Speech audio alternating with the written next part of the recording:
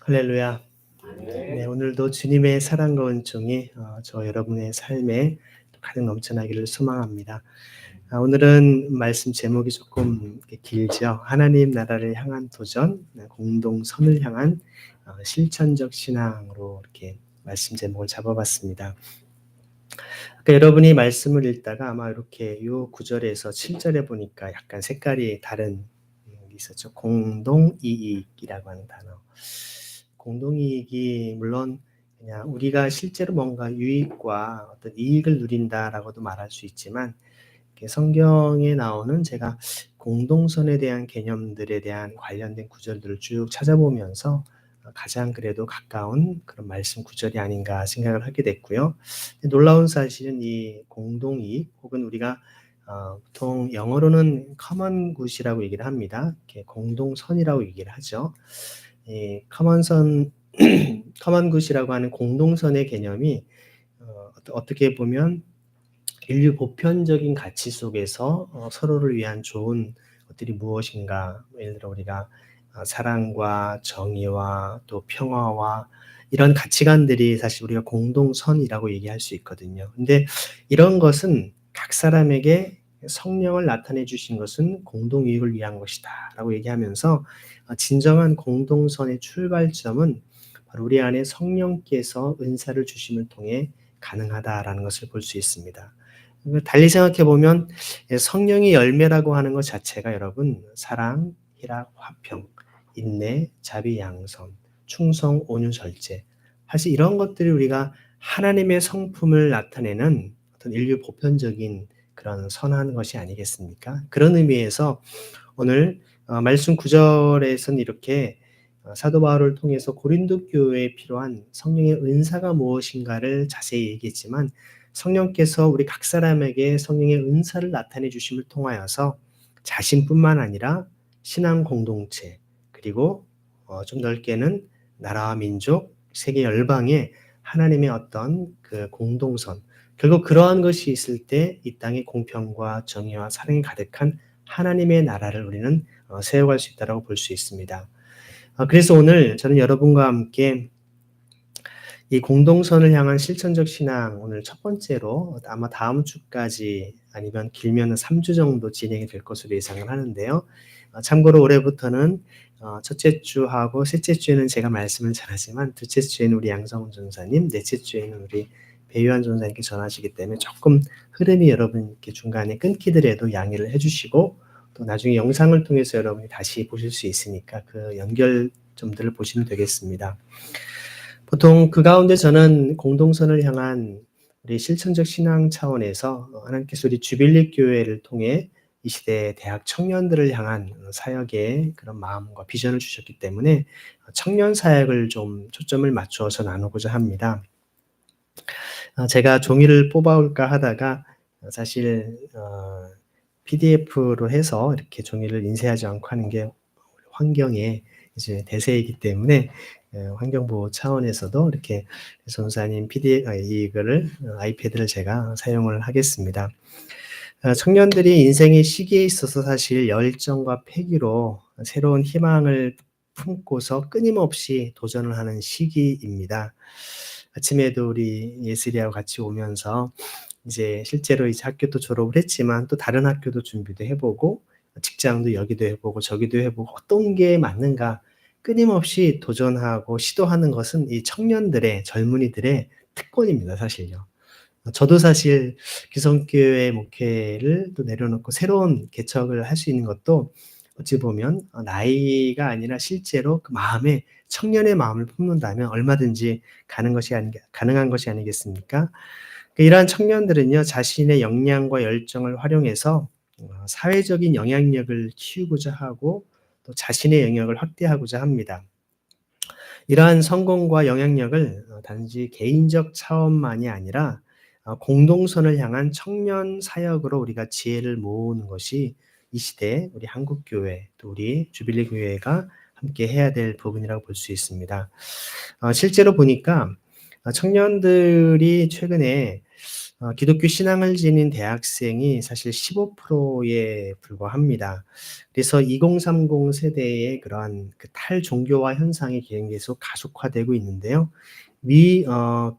무종교 대학생 비율이 여기 보시면 60 실제로 7.7%에서 이제 3.7%까지 여기에 맨 아래죠. 그렇죠? 점점 이렇게 굉장히 많은 비율의 사람들이 실제로 신앙을 갖고 있지 않다라고 볼 수 있고요. 사실 기독교인이 그래도 타 종교에 비해서는 많지만 여전히 한 15%가 채 되지 않는, 실제로 대학에서 학생들을 만나보면 현실적으로 한 5%에 불과하다라고 볼 수가 있습니다. 이러한 추세를 보면 결국 한국 교회와 또 교계가 이 청년 사역에 대한 과감한 변화와 개혁을 적극적으로 모색하지 않는다면 한국 교회의 미래는 암울할 수밖에 없습니다. 그런데도 불구하고 한국 교회는 이러한 대안을 마련하는 것에 대해서 그리 관심을 많이 가지고 있지 않은 것을 보게 되죠. 4차 산업혁명으로 불리는 이 급변하는 이 정보화 시대이고 또 스마트한 시대에 한국 교회는 이 스마트한 사역 방향과 전략에 대한 구체적인 논의나 협의들이 되게 필요한 시대입니다. 말 그대로 변하지 말아야 될 복음의 소중한 진리와 가치를 우리가 지켜야겠지만 시대적 상황에 맞게끔 정말 변화의 옷을 갈아입는 데는 우리가 주저할 필요가 없을 것입니다. 급변하는 시대 속에서 교회가 의미 있는 도전이나 비전을 제대로 제시하지 못한다면 이 교회와 대학의 신앙 공동체는 어찌 보면 그 존립 자체의 큰 위기에 직면할 수밖에 없을 것입니다. 마치 추운 겨울이 갑자기 찾아온다면 당연히 우리가 따뜻한 옷을 입고 몸을 보호해야 되지 않겠습니까? 그런데도 나는 이렇게 가을 옷이 좋아하면서 계속 입고 다니면 감기 들리고 병이 생기겠죠. 마찬가지로 교회 안에도 신앙 공동체 안에 여러 가지 우리에게 새로운 도전과 어려운 새로운 환경이 다가온다면 거기에 맞추어서 옷을 갈아입는 것이 필요한데 난 예전 옷이 좋아하면서 계속 입고 있다면 그것이 문제라는 것입니다. 사실 최근 우리가 포스트 코로나 시대에 일부 초대형 교회를 제외하면요, 대부분의 교회는 굉장히 위축됐습니다. 한 200만 명의 개신교인이 감소한 상황이라고 하는데요. 초대형 교회가 별로 줄지 않았던 것을 생각한다면 대략 여러분 200만 명이라는 것은요, 100명 규모의 교회 2만 개가 사라졌다라고 보실 수가 있습니다. 실제 그렇습니다. 제가 카페 교회이기 때문에 코로나 직전에 2019년도에 제가 통계를 보니까 전국의 카페 개수가 약 7만 개가 조금 안 됐고요. 교회 개수도 한 6만 9천 개 비슷했습니다. 전국의 교회 개수와 카페 개수가 비슷했습니다. 코로나가 지나고 난 작년도 통계를 제가 살펴보니까 카페의 개수는 오히려 늘어서 10만 개가 넘었습니다. 교회는 어떻게 됐을까요? 지금 말씀드린 대로 2만 개가 줄어서 5만 개의 교회로 줄어났습니다. 거의 2배 차이가 났습니다, 지금요. 그러니까 지금 2만 개의 교회가 사라졌다라고 하는 것이죠. 그냥 대충 잡아 100명 규모의 교회. 특히 교회의 대학 청년부라든지 또 캠퍼스의 선교단체는 이제는 반절도 아니라 반토막이 아니라 거의 붕괴됐다라고 해도 과언이 아닐 정도입니다. 이러한 양극화 상황은 단지 교회만이 아니라 사회 전반에 걸쳐 있고요. 청년들의 현실은 경제적으로 굉장히 각박해질 수밖에 없는 심각한 상황임을 우리는 알아야 됩니다. 그래서 오늘날 청년들의 대부분은 이렇게 보면 입시와 고시 또 취직의 그런 기나긴 터널 앞에서 인생의 가장 꽃다운 20대의 대부분을 치열한 경쟁 속에 내몰려서 각박한 삶을 살고 있습니다. 학업, 아르바이트를 하다 보니까 인생의 참된 의미를 숙고하고 생각할 수 있는 그런 겨를도 없이 아주 분주하게 살아갑니다. 장차 한국교회 주역이 이러한 대학 청년들의 사역을 감당하고 있는 우리 교회가 이러한 사회 전반에 걸친 현상에 대한 근본적인 성찰, 또 어떻게 대안을 마련할 것인가를 우리는 함께 깊이 고민하고 기도해야 될 것입니다. 민감하게 대처해야 되는 것이죠.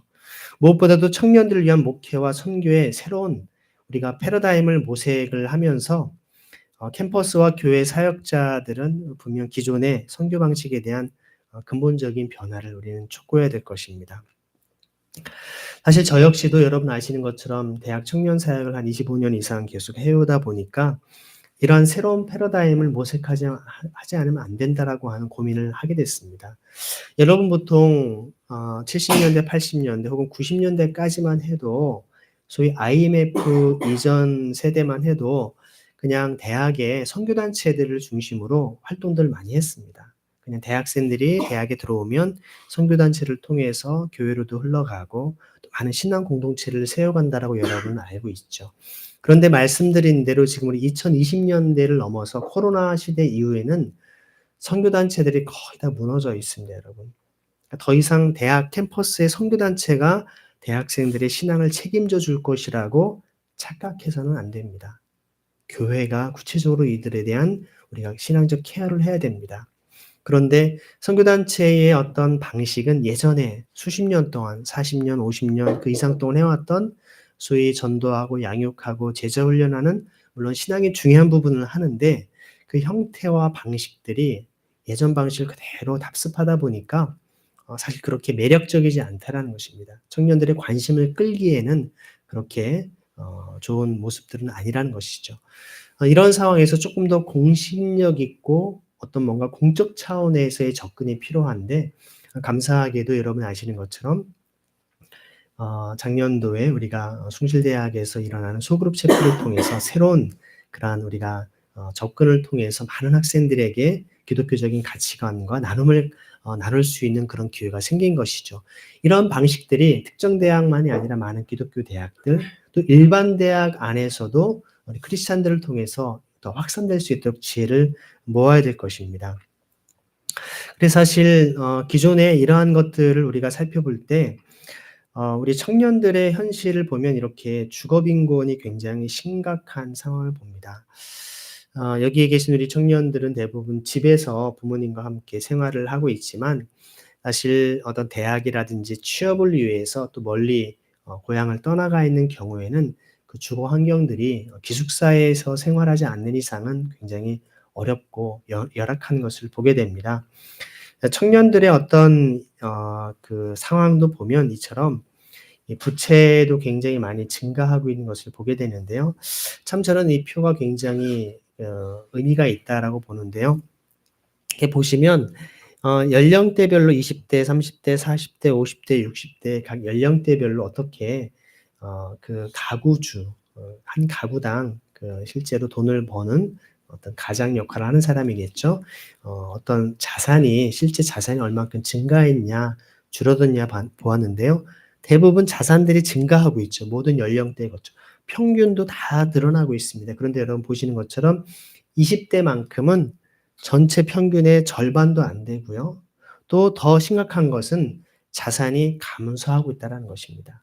그러니까 20대는 여러분 그냥 물론 대학생이고 또 돈을 이제 벌기 전에 취업을 준비하는 세대니까 당연하지라고 말하겠지만 이 격차가 너무나 크다라는 것입니다.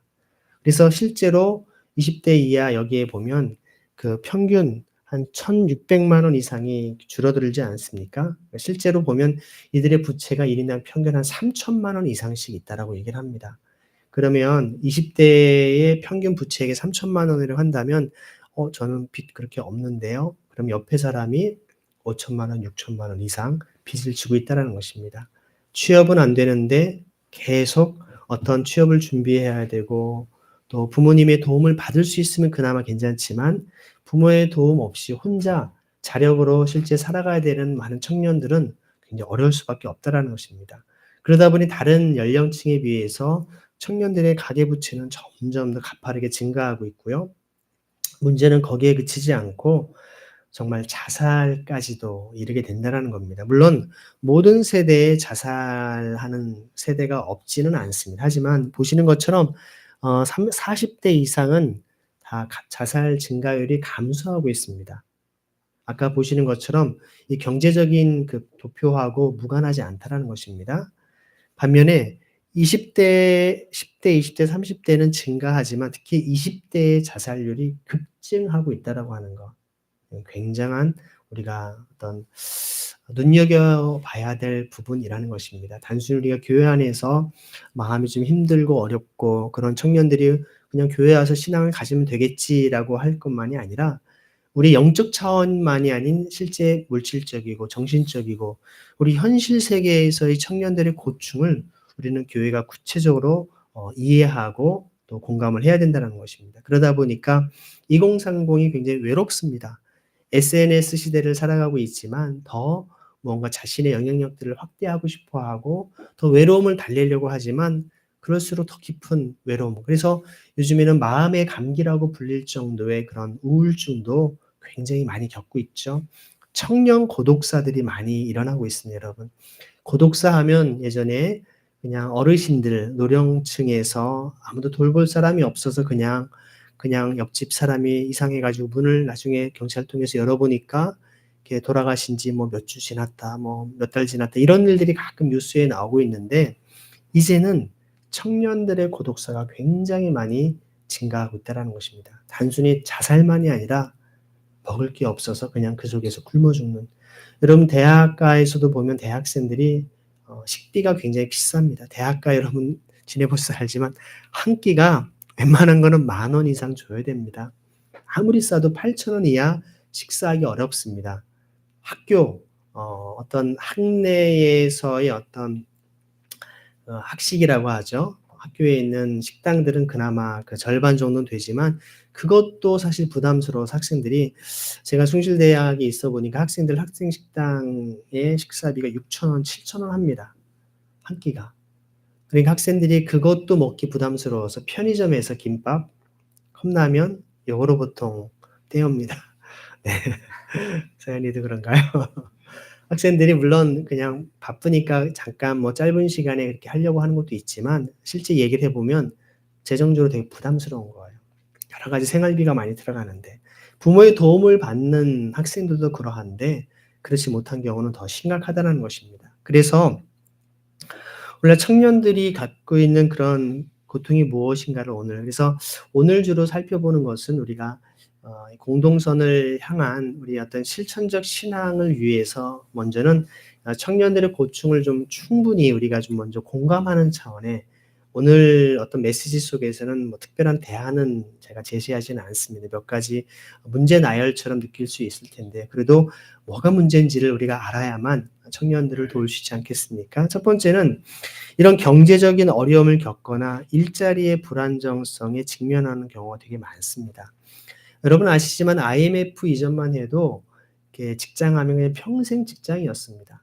소위 말해 자기가 나가지 않는 이상은, 큰 사고를 치지 않는 이상은 이렇게 잘릴 거에 대한 어떤 두려움과 걱정은 하지 않았죠. 대개는 도제 관계처럼 어떤 직장에 들어오게 되면 잘 이렇게 어떤 주인분이 잘 배우게 해가지고 가르쳐서 나중에 이 사업을 똑같이 더 번창해서 새로 차리거나 아니면 이어서 하거나 이런 것들이 많았고, 직장도 웬만한 직장은 평생 정년 때까지는 자기가 나가지 않는 이상은 할 수 있는 그런 분위기였는데, IMF라고 하는 어떤 우리가 노동의 유연성이라는 빌미로 사람들을 마음껏 그냥 정리해고하는 일들이 벌어졌습니다.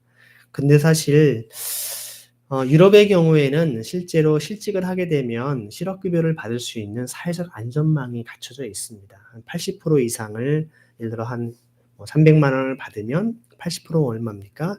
한 250만 원 안팎의 돈을 받을 수 있는 안전망이 있고 6개월이나 몇 년 동안은 그 지원을 받을 수 있는 시스템이 되어 있기 때문에 소위 정리해고나 실직을 해도 그렇게 리스크가 크지 않은데, 우리나라는 그런 사회적 안전망이 전혀 없는 상황에 그냥 무조건 노동의 유연성이라고 하는 측면에서 사측에서 기업가들이 그냥 소위 자른 것이죠. 여러분 97년 IMF 이후에 98년, 99년 우리나라의 가장들과 가족들의 동반 자살률이 얼마나 많이 기사에 나오는지 여러분 모릅니다. 그때 기사들을 살펴보면 참 죽음으로 내모는 정말 살인행위나 마찬가지라는 것이죠. 청년들도 마찬가지입니다. 경쟁력 있는 일자리 창출 또 경제적 지원에 대한 정부의 다양한 노력과 시도가 있기는 하지만 정말 대부분 청년이 피부에 체감하기에는 턱없이 부족한 소위 생색내기 정책이 많다라는 것입니다. 저도 청년들을 위해서 그리스도 대사단이라고 하는 신앙 공동체를 한 8년 동안 제가 원장으로 섬겨오지 않았습니까? 그래서 제가 이런저런 이유 때문에 부득이 이제 그 청년 학사를 이제 문을 닫고 각자 이제 자기의 삶의 어떤 터전들을 마련해 보라고 이렇게 나가게끔 한 1 년, 2년 이상을 준비하게 했는데요. 저는 그래도 서울시에서 많은 청년 주택 이런 혜택들이 많기 때문에 청년들이 쉽게 나갈 수 있을 줄 알았어요.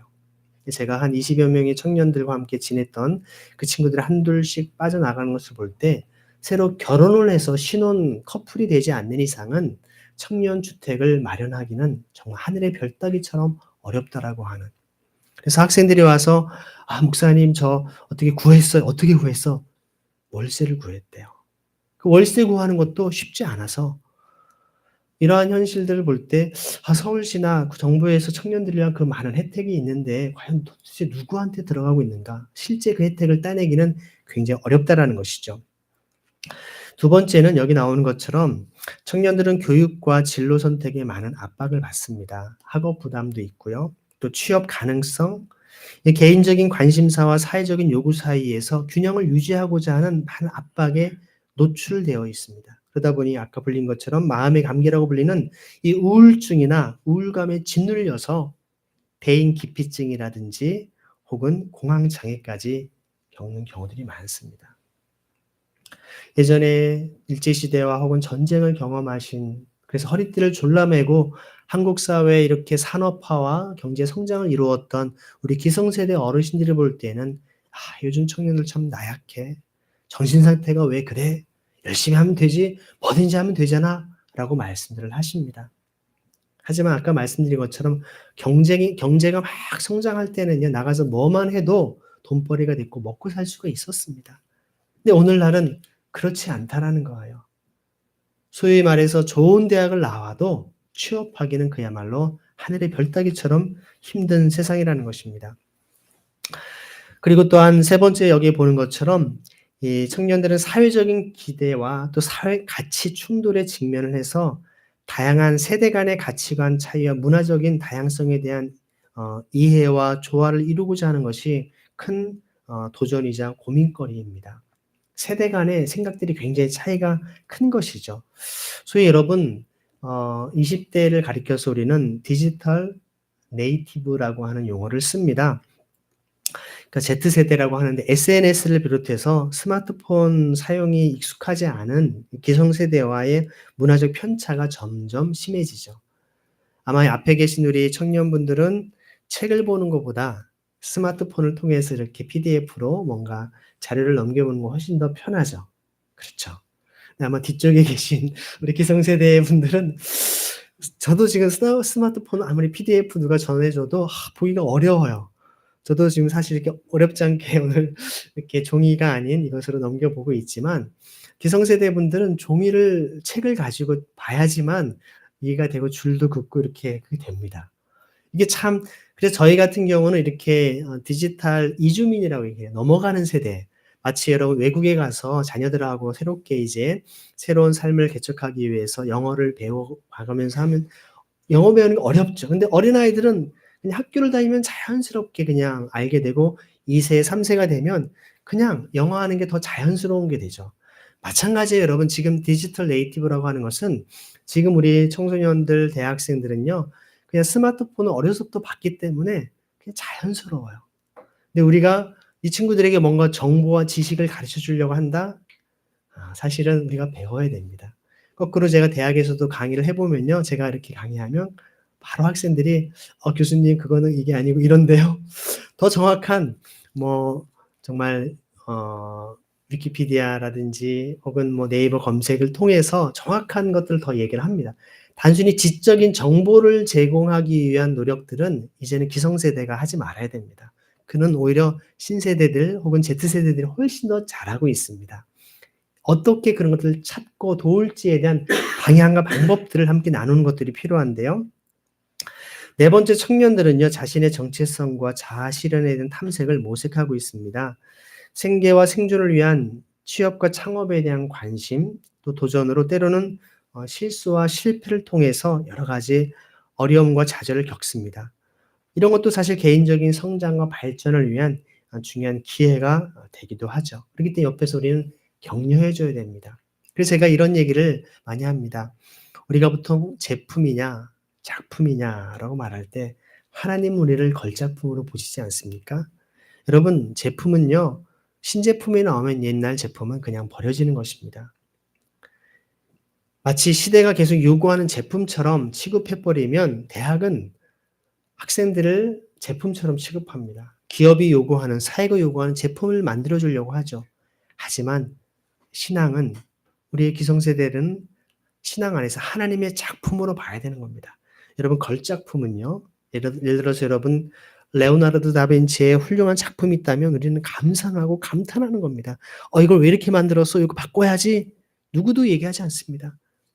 정말 그 걸작품은 그냥 우리가 보고 감탄하고 감상하는 것처럼 우리의 어떤 청년들을 향해서 그들이 때로는 실패도 하고 어려움도 겪지만 거기에 대해서 우리가 같이 감탄하고 감격해 줄 필요가 있는 것입니다. 어제 제가 한 영상을 이렇게 하나 보게 됐는데 너무 감동이 됐어요. 오늘 참 보여드리고 싶은데 다음번에 제가 한번 보여드리도록 하겠습니다. 김우수라고 하는 분이에요. 그분은 그냥 그 중국집에서 짜장면 배달하는 그냥 배달 일을 하고 있는 분이었어요. 한 달 월급이 한 70만 원, 72만 원이었대요. 놀라운 사실은 그 돈 중에 50만 원 가까이를 정말 어린아이들을 위해서 다 기부했던 사람이었습니다.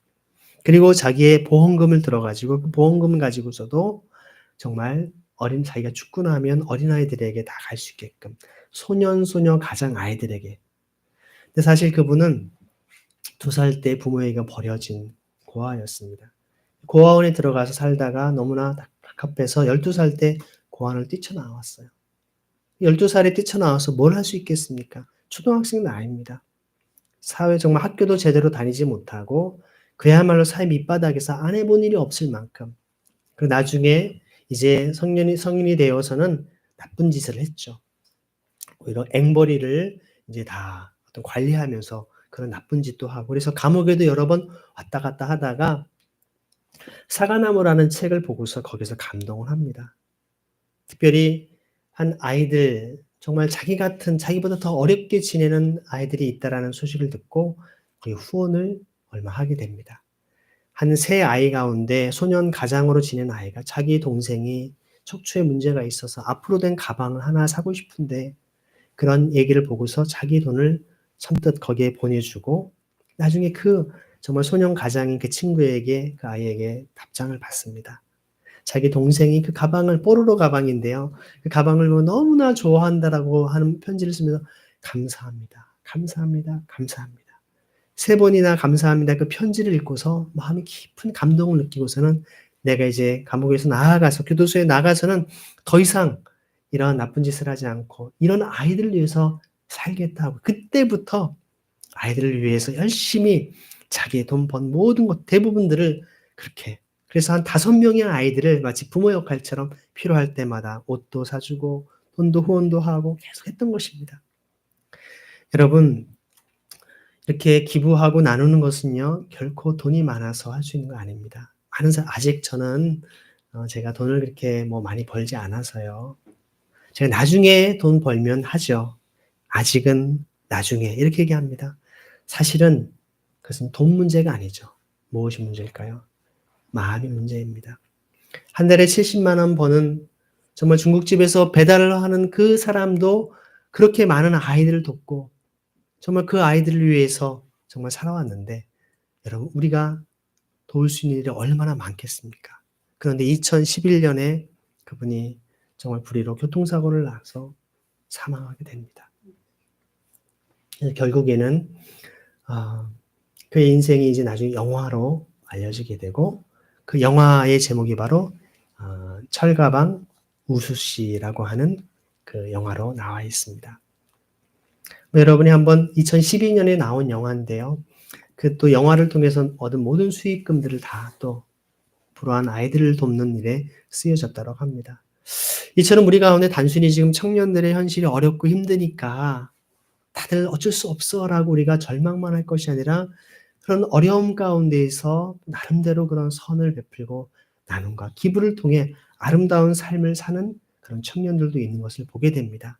중요한 것은 이것을 개인적 차원의 노력과 어떤 그 잘잘못으로만 할 것이 아니라 사회 전체가 이런 부분들을 볼 필요가 있다는 것입니다.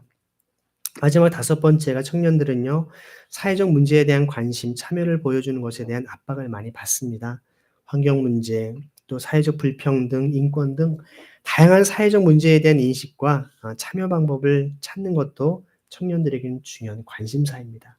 다시 말하면 자기 인생에 문제가 있지만 어떻게 세상을 더 좋고 아름다운 세상을 만들까? 그 김우수 씨처럼 고민하며 살아가는 것이죠. 이런 도전과 과제들은 청년들이 바로 공동선을 위한 정말 사역에 참여할 수 있는 중요한 토대가 된다라는 것입니다. 그래서 이런 것들을 위해서 할 수 있는 우리의 여러 가지 방식들이 있는데 한 세 가지 내용들이 있습니다. 이 내용들을 제가 오늘 다 살피기에는 시간적으로 여유가 있지는 않기 때문에 보통 우리가 이러한 것처럼 공동선을 향해서 우리가 어떻게 실천적인 신앙을 가질 수 있을까? 그것은 바로 그 출발점은 예수 그리스도의 복음 안에서 하나님 나라에 대한 비전을 분명하게 품을 수 있도록 도전하고 돕는 것입니다. 이러한 용어를 보편적으로 표현했을 때 바로 공동선을 향한 청년 사역, 공동선을 향한 실천적 신앙이라고 말할 수 있습니다. 그래서 청년들과의 협력과 연대를 강화하고 또 다양한 협업과 네트워킹 또 지역사회 연계를 통해서 공동체의 이익, 오늘 말씀대로 공동 이익을 추구하는 것을 우리가 함께 만들어 가야 됩니다. 그래서 이런 여러 가지 활동들이 있는데요. 청년들이 보면 이런 공정성에 대한 또 평등에 대한 관심사가 굉장히 상대적으로 높습니다. 자유나 신뢰 못지않게.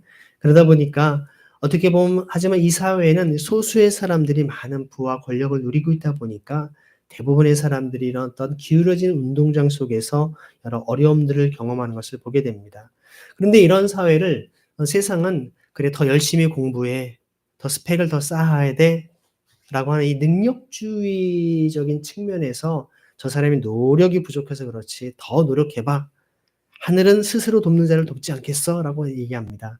하지만 기독교 신앙은 하늘은 스스로 돕는 자를 돕는 것이 아니라 하나님은요, 서로 돕는 자를 돕습니다. 공조사회를 주님 만들어주지 않습니까?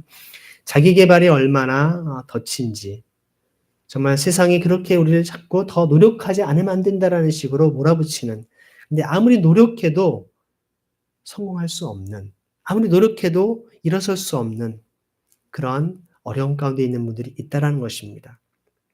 정신적으로, 육체적으로 여러 상황 속에서 도저히 일어날 수 없는 사람들을 향해서 사회 전체, 전반 구조가 그들을 돕고 섬길 수 있는 이것들을 만들어내야 된다는 것입니다. 그래서 제가 잘 아는 이원석 작가분 같은 경우는 이러한 자기계발서를 권하는 사회의 허와시를 고발하면서 이 사회가 거대한 사기극이다라고까지 표현을 하기도 합니다. 그래서 이런 차원에서 우리는 이 시대의 어떤 청년들의 상황들을 우리가 함께 뚫기 위해서 개인적 차원만이 아니라 사회 전반적인 차원, 국가 차원에서도 이런 공적 개발 원조를 비롯해서 사회적 우리가 안전망들을 만들어가는 것도 필요합니다. 우리가 여기에 대한 자세한 내용들은 다음 주에 조금 더 살펴보도록 하겠는데요. 전 세계 유엔에서도 지금 추구하는 17가지 목표 중에 제일 첫 번째가 빈곤 문제, No Poverty입니다. 절대 빈곤을 제로로 만들겠다라고 하는 이런 노력과 이 모습들. 그래서 우리도 이러한 것들을 감당하기 위해서 저희가 이제 런던에서 있었던 그 알앤 보튼 교수를 통해서 철학자를 통해서 했던 그 스쿨 오브 라이프라고 하는 인생학교와 같은 것들을 우리도 K컬처 캠퍼스를 통해서 우리 신앙 공동체를 이루려고 하는 것입니다. 이런 일들을 감당하기 위해서 우리가 이 커피발리 이 안국정 카페에서 우리가 작년부터 신앙 공동체를 세워가면서 이런 것들을 만들기 위해서 하나씩 노력을 하고 있습니다. 조금 더 이제 다음 주에 여러분과 함께 어떻게 청년들이 하나님의 나라를 위한 이 공동선을 위한 협력과 연대를 강화할 수 있을까에 대한 것을 지금 얘기한 것들을 간단히 좀 더 살펴보고자 합니다. 중요한 것은 우리가 이런 과정을 통해서 하나님께서 우리에게 주신 지혜와 능력들 또 함께 모든 네트워킹을 통하여서 이런 사역들을 효과적으로 할 수 있기를 소망합니다. 단순히 여기에는 우리들뿐만이 아니라 지금 아까 말씀드린 오늘날 수많은 청년들의 고충과 어려움 속에서 그들의 허덕이 있는 것을 함께 공감하고 그들의 손을 붙잡아 주고 같이 하나님의 걸작품으로서 함께 그들을 격려하고 세워줄 수 있는 어떻게 할 것인가 그런 주님의 지혜를 구하는 저와 여러분 되기를 소망합니다. 무엇보다도 이런 하나님 나라를 향한 도전, 즉 공동선을 향한 실천적 신앙을 위해서는 바로 성령께서 우리에게 이러한 갖가지 은사와 은혜를 부어 주셔야만 가능한 줄 믿습니다. 단순히 개인적인 지혜와 노력으로 할 때 사람들은 그래 뭐 잘할 수 있지 나도 할 수 있어라고 하지만 근본적으로는 하나님께서 우리에게 이 세상을 의롭게 하시고 또 이 세상을 통해 하나님의 나라를 갖고 가시고자 하는 하나님의 사람들을 통해서 하나님의 거룩한 성령의 기름 부으심을 통해 이 땅의 공평과 정의와 사랑을 실천하게 하실 줄 믿습니다. 그런 사역을 온전히 감당할 수 있도록 이 시간 같이 기도하실 때 하나님 우리 가운데 하나님의 마음을 품은 우리 주빌립 교회 온 성도들 되게 도와주옵소서. 우리 가운데 있는 여러 가지 문제 어려움이 있지만 우리 자신만을 돌보지 않게 하시고 아까 김우수 씨의 삶처럼 또 다른 어려움과 고민 속에 있는 여러 정말 다음 세대들의 어려움들을 우리가 함께 마음들을 품게 하시고 그들을 위해 구체적인 실천적인 신앙의 삶을 살아가게 하시고 무엇보다 이를 감당할 수 있도록 우리에게 성령의 충만한 은혜와 은사를 부어 주옵소서. 같이 이 시간 합심해서 기도하도록 하겠습니다. 같이 기도하겠습니다. 하나님 감사합니다. 오늘도 우리를 향하신 하나님의 풍성한 사랑과 은혜로 이 자리로 불러주시고 하나님께서 우리에게 주신 크고 놀라운 사랑과 은혜로 주님의 나라를 구하게 하시니 감사드립니다. 하나님 이 땅에 많은 대학 청년들과 다음 세대들 부채와 가난과 여러 우울증에 시달리고 있고 인생의 꿈과 비전을 깨우치지 못하여서 또 찾지 못하여서 헤매고 있는 많은 이들이 있습니다. 주님 어떻게 알겠습니까? 우리 그리스도인들이 그들을 하나님의 자녀들로 하나님의 작품으로 함께 그들을 섬기며 함께 세워갈 수 있기를 소망합니다. 하나님 이 땅에 하나님의 나라를 향한 거룩한 비전과 도전을 하게 하시고 그들을 통해 성령의 기름 부으심 속에 성령의 은사를 통해 하나님께서 베푸시는 공동 이익을 감당할 수 있는 공동선을 감당할 수 있는 공동체를 세우게 하여 주옵소서. 실천적인 신앙을 세워 우리 모두 되게 하시고 우리 하나님의 귀한 일꾼들을 통해 그 일을 감당하시도록 은혜와 사랑을 베풀어 주옵소서. 오늘도 이 자리에 나온 우리 모든 한 사람 한 사람을 기억하여 주시고 하나님의 세대 간의 모든 갈등과 문제들이 하나님의 주일 공동체를 통해서 어떻게 아름답게 서로 화해하며 통합하며 그 일을 섬기며 나갈 수 있는지를 귀한 본을 보이게 하시며 이것이 교회뿐만 아니라 이 시대 많은 청년들이 함께 있는 대학 청년 캠퍼스를 통해서 이 귀한 사명이 더욱 퍼져나가게 하시고 많은 꿈과 비전을 도울 수 있는 하나님의 꿈을 수 있는 거룩한 일꾼들 되게 하여 주옵소서. 그런 일꾼들로 우리를 세워주시고 하나님의 지혜를 허락하셔서 이를 위한 하나님의 지혜와 은혜로 이 모든 일을 감당하시도록 은총을 부어 주옵소서. 주님 붙잡으시고 가여 주옵소서. 주님 감사합니다. 하나님 감사합니다. 우리는 연약하고 부족하지만 우리 가운데 거하시는 성령 하나님께서 우리 가운데 충만히 임하셔서 성령의 열매와 성령의 은사를 부어주실 때 이 땅을 의롭게 하는 공동선을 감당하는 그것을 실천하는 은혜를 주실 줄로 믿습니다. 주님, 우리 자신의 문제와 어려움만을 보지 않게 하시고 우리의 눈을 들어서 주님을 바라볼 뿐만 아니라 이웃의 아픔과 그들의 고충에 귀 기울이며 그들을 품고 섬길 수 있는 우리의 아름다운 삶이 되게 하여 주옵소서. 그럴 때 우리 모두가 함께 손을 잡고 모두가 함께 살만 날 수 있는 세상, 모두가 함께 주님을 찬양할 수 있는 세상을 만들어가는 우리 주빌립 교회 온 성도들 다 되도록 함께하여 주옵소서. 주님 우리 가운데 주께서 이런 놀라운 성령의 기름 부으심 가운데 하나님의 거룩한 일들을 감당케 하실 주님을 찬양하오며 살아계신 예수 그리스도 이름으로 감사하며 기도드립니다. 아멘.